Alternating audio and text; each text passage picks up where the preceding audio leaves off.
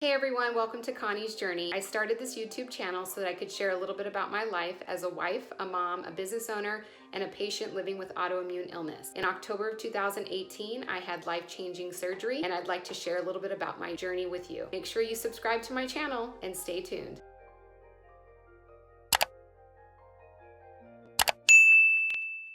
Hi guys, welcome back to Connie's Journey. It's been 2 weeks since I was hospitalized. So today we are going to talk about what happened, and then in another video I will update you guys on my 8 weeks post-op Barbie butt surgery, along with my 4 weeks post-surgical procedure for the abscess that I got from the Barbie butt surgery. So today we're going to talk about 2 weeks ago. I was hospitalized because I had an ileus. I am standing for this video because I still am not able to sit on my bottom. So basically back to the ileus. I woke up on Sunday morning and I was having some pain around my stoma. I started to massage my stomach a little bit. Those of you who have a stoma, you know that sometimes that can help get things going. So I thought what I had was a blockage, and I got up. I drank a lot of fluid. I probably woke up around 5 a.m. and about 8 o'clock in the morning, I decided to eat something because I thought, oh, I think everything is okay because the pain was not that bad. So I ate breakfast, and within about 2 hours, I started feeling pretty bad. So I called my surgeon, and they told me that they did think that I might have a blockage and for me to come in. They also told me that it's possible I won't make the drive, and if that happens, then I need to stop at the nearest hospital. I told them, oh no, of course I'm gonna make the drive, it's no problem. It does take me about an hour and a half to get there. But I didn't think that something emergent was happening. So I ended up getting in the car with my husband. We started driving there. We got about halfway and I started not to feel good. I knew right then I was not going to make it all the way, so I told my husband to get off the freeway. We went to the nearest hospital. We got to the nearest hospital. As soon as I walked inside up to the counter, I started to tell him what was going on, and I collapsed. So there I was on the floor. I vaguely remember kind of what was happening.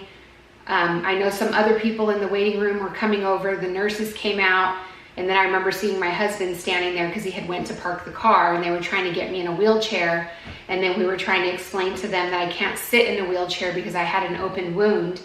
And they were like, well, we can't get a gurney. We need her in the wheelchair. And I was trying to stand up.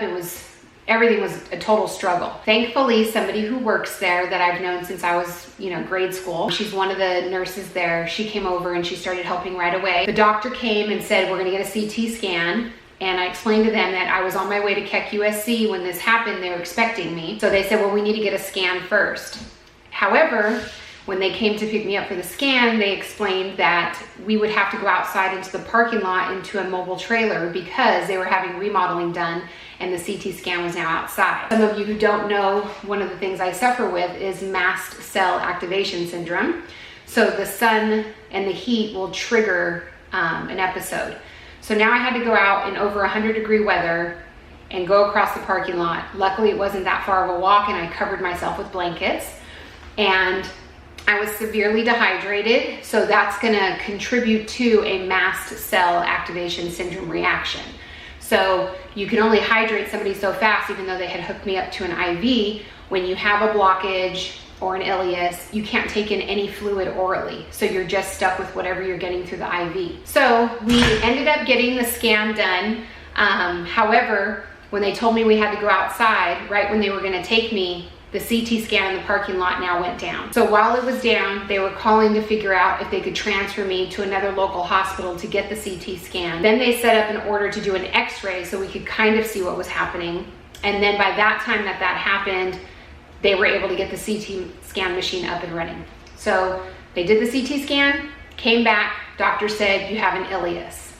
An ileus is very dangerous because it's different than a blockage. A lot of times people will get a blockage. It may not be a full blockage, it might be a small blockage where they can go in surgically and remove the area that's necessary. An ileus is when your bowels go to sleep. That is putting it nicely. The muscles and the nerves in your bowels stop working. So literally all you can do is sit there and pray that they're gonna finally wake up. So I've had 2 ileiases right after my surgery, which is common. So my surgery in October led to an ileus, and my surgery in June also led to an ileus. So some of you might have seen me on Instagram with the G-tube, NG tube, and that was why. So as soon as she got the results, I told her to call my surgeon. She said, no, he's gonna want us to put in an NG tube and do some things first. And I said, no, he's not. I need you to call my surgeon and tell him what the results are. She calls him. He immediately says to transfer me. So she came back to the room. She said, we've called an ambulance. We're transferring you to Keck USC. Your surgeon wants you there. And I knew he was going to want me there. I mean, I have a really great relationship with him. He's taken such good care of me. And on top of that, he knows how much I've been neglected. And, you know, just being at some hospital who doesn't know your entire history, you start telling them things that you have, and a lot of it's over their head. They just don't have the experience, and it's not necessarily their fault. A lot of these autoimmune illnesses have come to pass, you know, over the last 10 to 20 years more than it was, you know, 50 years ago. So they're not educated in that area, but that's exactly why I needed to be at the hospital that knows all of my history and knows how to take care of me. So I was then transferred by ambulance to Keck USC. The next day the doctor came in and he told me he just wanted me to relax, that he felt that everything was going to be okay. He didn't want me to worry. And it was almost like he was trying to convince himself, because it had already been a couple of months since surgery, and typically an ileus happens right after surgery within the first 30 days. But he did tell me it could actually happen up to the first 2 years. So for me to be paying attention to any signs and symptoms that I have. So I ended up spending a lot of days there. I believe it was 5 days, which we were hoping was going to be 2, but each day, you know, was a different struggle. My stoma started working 30 minutes after my surgeon came to see me the next day. So the ileus happened on Sunday, and by Monday around, I think it was like around 11 a.m. or so, my stoma started working. So we were like, thank you, God. So they wanted to see that I could eat. So that's what the next, you know, 24 hours would bring. Then they wanted to see how I would do off of IV hydration and just drinking orally. About 2 to 3 hours after being on IV, they had taken me off IV, and then 2 to 3 hours later, I started having severe shakes. I couldn't barely walk, and I went straight downhill. So that was the hydration problem. So some of you guys have seen my posts, and you guys probably thought, or some of you did think, because you messaged me, that I was in the hospital for severe hydration issues, which that's not why I was in there. That's why they couldn't release me, because we couldn't get it corrected well enough. So my beautiful daughter was wonderful. She brought me a box of Pedialyte, because I know that that's what's worked for me in the past. We had to extend my stay again.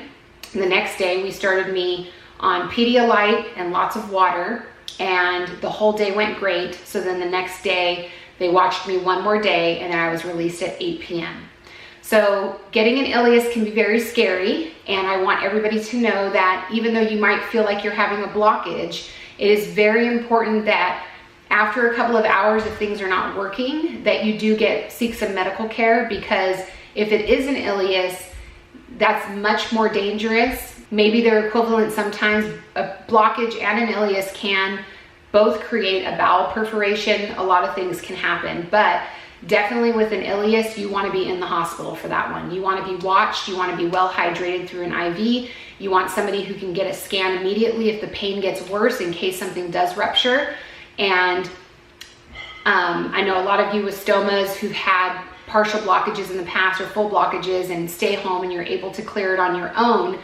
I'm all for that, because nobody likes to be in the hospital. But sometimes it's worth just going in and getting the scan, so that way you know what you're dealing with, even if you're going to do it at home. Because if you find out that you have an ileus and not a blockage, they're not going to send you home. They're going to keep you, monitor you, and make sure that your bowels wake up. So that's why I was in the hospital 2 weeks ago.